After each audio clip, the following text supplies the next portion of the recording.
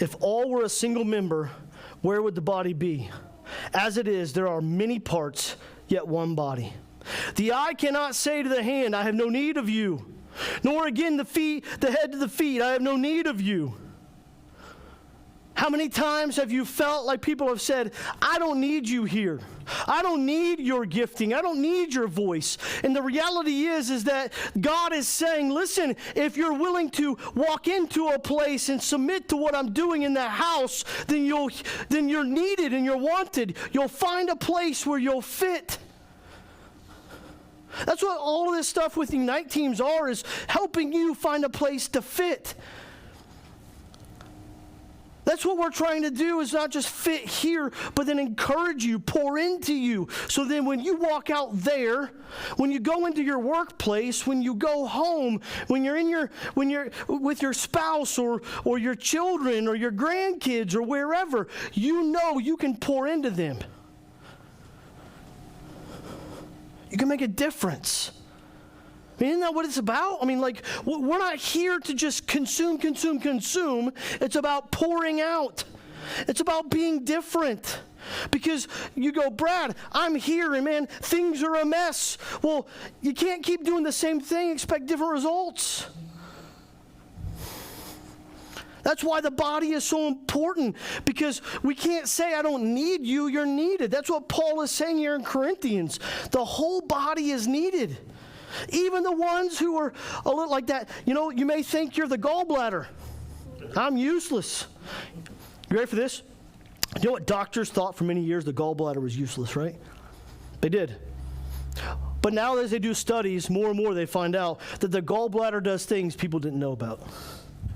And that when you take it out, that there are things you're going to have to do to supplement your body because it did more than they thought that it did. Oh, it's a useless part of the body. And I'm not here, if you've had a gallbladder surgery, so be it. I'm not trying to, okay? I think you hear my heart, my point. But just because you think you're a gallbladder, you know what? Nobody sees me. Nobody thinks I'm valuable. Not true. Not true.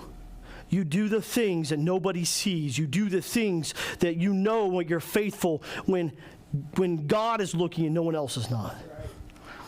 That's it. You are valued. I'm telling you that every part of the body is valued. And I know everybody in this room has somebody where they rub you the wrong way, right? Now, don't say anything. They might be sitting in this room, right? Right? Come on. All of us have people that you go, man, that personality type just rubs me the wrong way. That foot of mine, man, why won't it just line up, that foot of mine? Man, it doesn't function the way I want it to. Right? I mean, is that not what happens with the body? That's the beauty of personalities. That is the beauty of how God made you. Iron sharpens iron. So what I've learned is that if there is a personality type, or is there somebody that rubs you the wrong way, and instead of blaming that person, God is trying to get your attention going, why do you think that person rubs you the wrong way? Why do you think? You have to start looking in and going, oh, I can tell you how many times I have had to go to the cross, because Paul talks about we die daily. So then I have to go to the cross and go, okay, God, you're going to have to get my flesh up here because this really rubs me the wrong. Or maybe it's not a person, but it's a situation. I don't know about you, but I mean, there's a reason certain situations bug you the most. Maybe you go, man, I can't stand injustice. I can't stand seeing the people getting taken advantage of who I know are righteous, and these other people are taking advantage of them. It rubs you the wrong way on purpose. Or maybe you're somebody who goes, I can't stand it when I see others who don't have, and I want to give to them and help them, and I just don't know how to do it in a healthy way. I get taken advantage of because I help others. Or maybe you're like me. Man, can you be quiet, Brad? I hear you. Can you just be quiet, please? No, I can't.